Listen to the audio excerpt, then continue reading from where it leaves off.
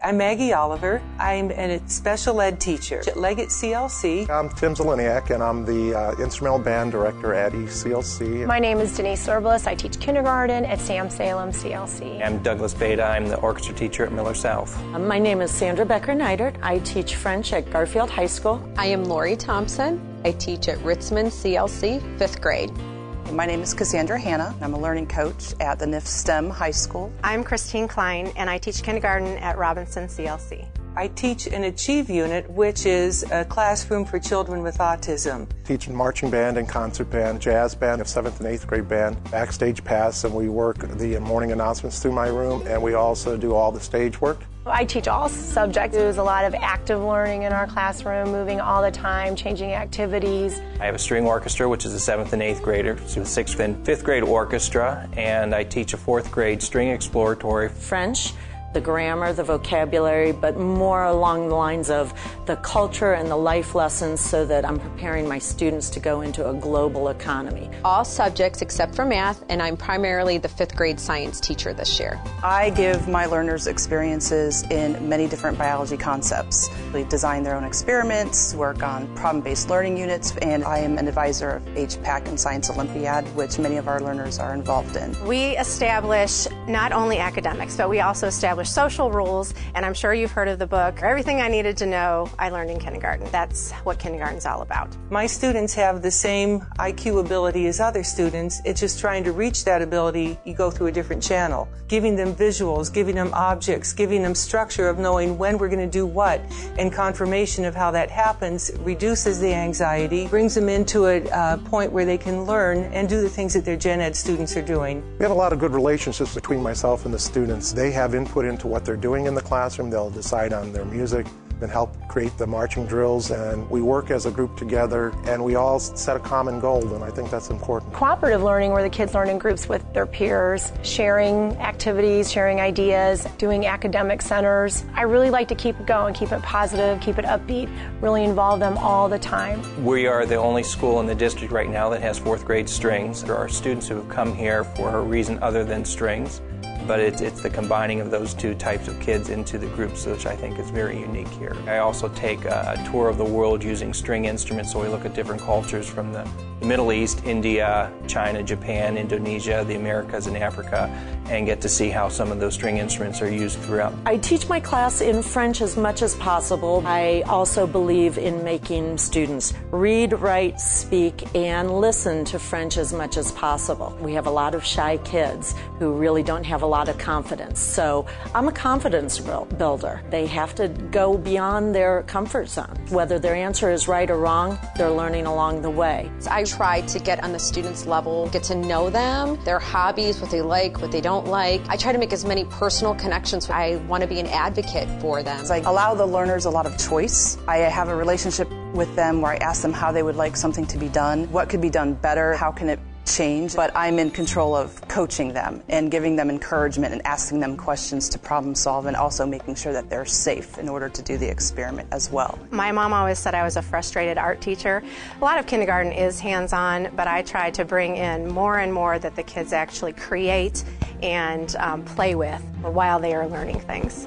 I don't feel like I have enough resources inside myself to give these students what they need. It's always a balancing act. I know realistically I can't meet the need of every student every moment. It's a balancing act just to try to figure out what the priority is of what they need and how can I most efficiently give it to them. When you have some students that are from economically disadvantaged homes and they don't feel they have a chance, a class like this gives them a chance. First off, a lot of times they might not be academically successful. This is a reason to come to school, something that they like to do. Once they get here, we have a support system in the classroom itself that if you're having trouble with math, I know people in the class that can give you a couple of minutes before class or after class that will help you with your math or help you with your language arts. I have some students that are on IEP, so a challenge is to work with the intervention specialists to meet the needs of those students because they're young and just coming to kindergarten, not being identified, even though there may be some type of learning disability or other type of issue standing in the way of their learning. The challenges with kindergarten are figuring those out at the beginning and communicating those with the parent and figuring out what the best plan is for that student. Getting the kids to work together, to be very high achieving, and that comes from the parents, administration, but probably the biggest challenge is just making sure that I'm meeting my own expectation, because I think I'm my biggest critic in that respect. I have to explain and show students that French is a global language. You're going beyond the United States. You're going into the whole world, every continent where French is one of the #1 languages spoken in the world. Their peer relationships are very much different. Sometimes their parents forget that they still need to be there for them. Whether they have a parent as an advocate for them or not, they still need to know they always have somebody else on their side. Especially at this grade level, their esteem is so low, they kind of need like a little personal cheerleader with them. Once I can find something that I'm interested in with them, I think that relationship gets deeper and it forces them and pushes them to want to do well in the classroom. When I have a new idea, I don't always have a coach that also teaches the same class to get advice from. I rely a lot on my other coaches to figure out, how are the learners doing for you? Do you see any patterns in their learning that are also patterns that I see in their learning in my own classroom? A lot of the children do not have background knowledge when it comes to vocabulary, when it comes to books. They haven't had exposure to that. So we have to start from the basics. And basics meaning even the letters of your name. A lot of them do not come ready to write their name or even to recognize any letters of the alphabet, or even sometimes recognize colors. I'm just impressed with so many different programs that we have here at Akron and the hard work that everybody puts in to be able to get this accomplished. As a special ed teacher, I know that one size doesn't fit all. APS focus is always on not how to make Akron Public look better, but how to make the students succeed. The kids, they want to be here, they want to be working. It's enjoyable to have a staff where you can go to anybody and get an idea when you're stuck. Get that support. The administration is behind you all the time. It's a great feeling to know that this school is meeting the needs of the students, and the students agree, and so do the teachers and the people from the administration downtown. I don't feel any teachers anywhere work as hard as the teachers in our system. I am always proud to be working with teachers that are so dedicated, that go home and they are willing to spend their own time, money, anything they can do to become better and make it better for the kids in their room. And I see true dedication every day. I just had a meeting with several counties of music teachers, and hearing how a lot of them are struggling just for survival. Even Akron, there are some of those issues, but in this building, I don't have that problem. The school is here because of the arts. As an arts teacher, it's expected that I'm here doing my job to the best of my ability, and that's what they expect. They don't expect me to say why I should be here. So I'm real grateful for the fact that APS supports a school like this. We have a community that is so diverse.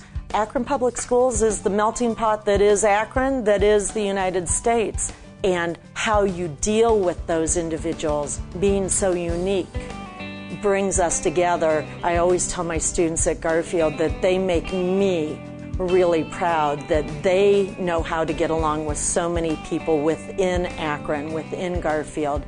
And I think that's what Akron Public Schools is about. We get kicked down a lot as a district, and we constantly get back up.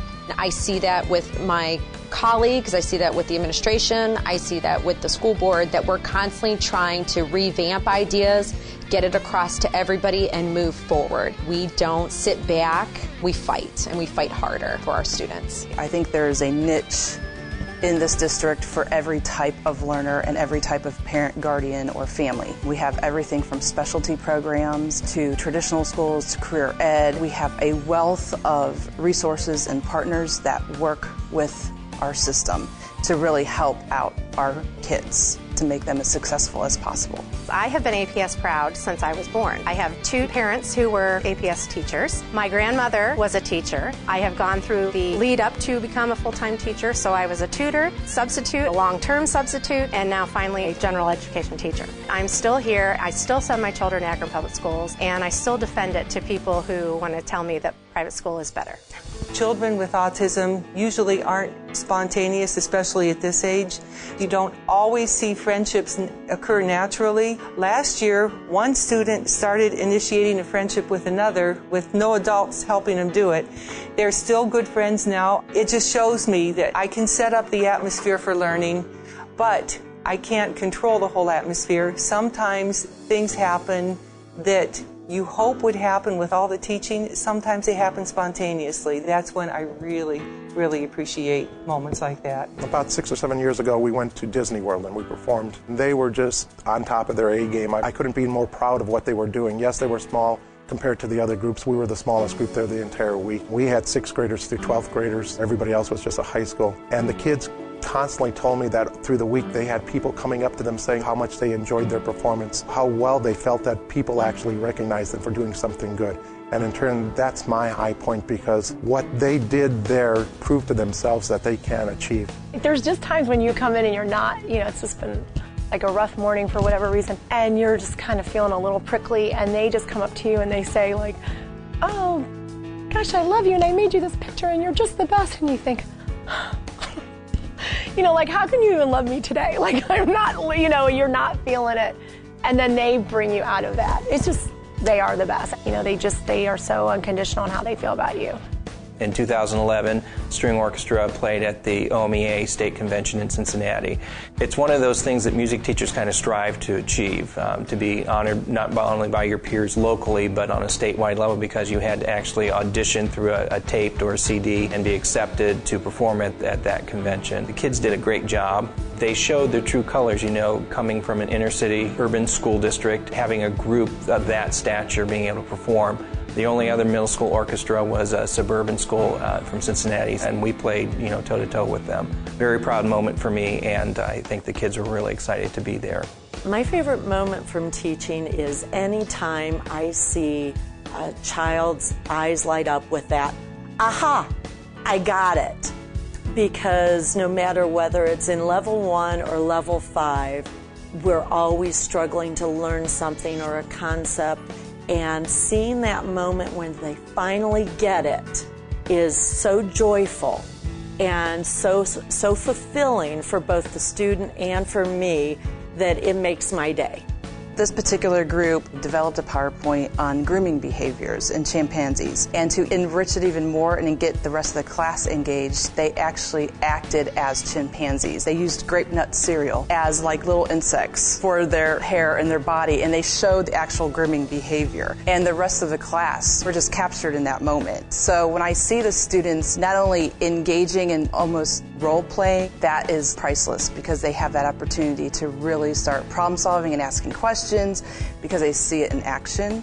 Those are the moments that I remember. When I was announced in our cafeteria as one of the district finalists, my parents came in there with their flowers and all dressed up, and all of the primary children were at lunchtime. They really didn't know what was going on. I was asked to say a few words, and I did. When I came back to my classroom, my students didn't understand, but every one of them came up to me and said, "We love you, Mrs. Klein," and they said, "Happy birthday," because they thought it must be my birthday.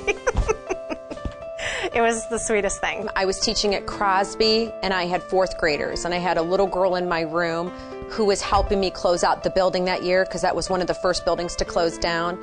And she was helping me pack boxes and load my car and take them to the storage unit. And then I asked her mom if I could take her to lunch. And when we went to lunch, I happened to look down and notice that she had boots on, and you're talking June. And when I looked even closer, I noticed that the soles of her boots were falling apart. I took her over to Shoe Carnival and said, "For helping me, I'm going to get you a pair of tennis shoes." She's really good at track, excellent at running, and I thought, well, she's going to a different school, maybe they'll have track. The manager came over, helped us measure her feet. She was wearing a size 6. She should have been in a size 9. Watching her face run up and down the aisles looking for a pair of tennis shoes was priceless. For her to get a pair of tennis shoes, it was like Christmas for her. At the time, I was going to college and paying off college loans, and it was about $50. And for my own budget at the time, I thought, oh man, that's a college book or something. But when I saw her face and realized that she was wearing those size 6 when she should have been in a 9, that $50 was worth every penny of it. And years after that, she and I would pen pal, and she'd always write, "Thank you for those tennis shoes."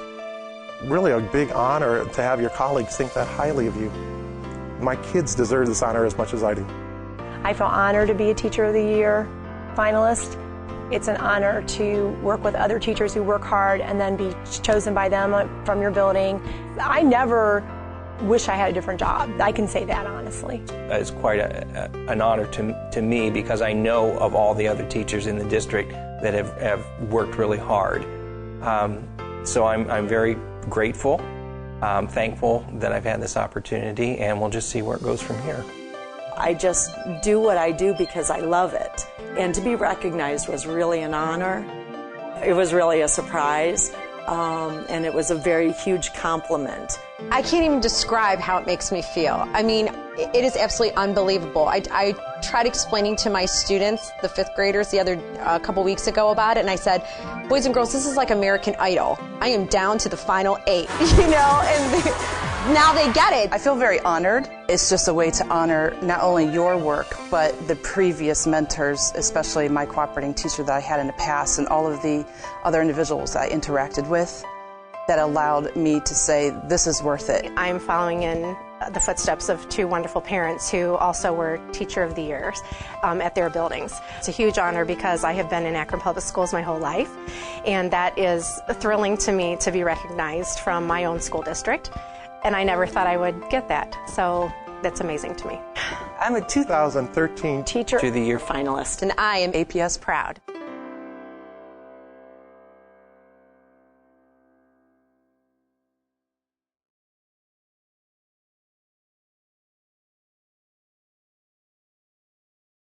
Did you know the song L.O.V.E. by Nat King Cole? You ever heard the song Love by Nat King Cole? Remember the song L.O.V.E. by Nat King Cole? L.O.V.E. by Nat King Cole. L.O.V.E. by Nat King Cole. Nat King Cole. Nat King Cole. Nat King Cole. No? Okay. I know apple bottom jeans. I know it's raining men. Not, L is for the way you look at me. Yeah. O is for the only one that I see. right. You want me to sing this? Yeah, Oh, please. a little beat to it. You're asking a lot. You really don't want me to sing. Oh, you are surely not going to make me sing. Which our Good students grief. all do. Yeah, and what I'm thinking I'm going to do is... I usually only sing in front of kindergarten kids. Do I have to choose one of those letters or the whole thing? You're springing this on me. I'm actually pretty good at those types of things, but I usually have to think about it and edit. We don't have to sing. No. It's encouraged. It's encouraged. Do I have to sing this? Really? No. Because I have no tune. I'm just telling you that right now. I don't even know the song. How am I going to sing it?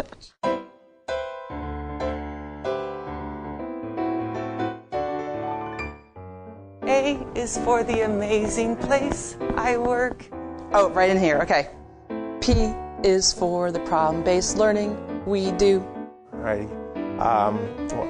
S is for the students that I work with. P is for the, okay, so A is for... P for promising to put in 100%.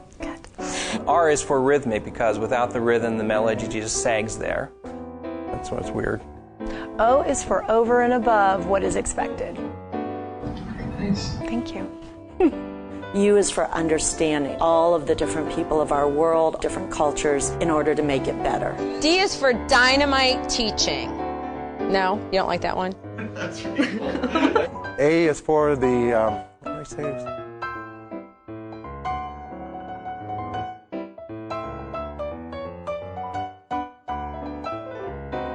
S is for something that I hope will come to my mind. And I say for P.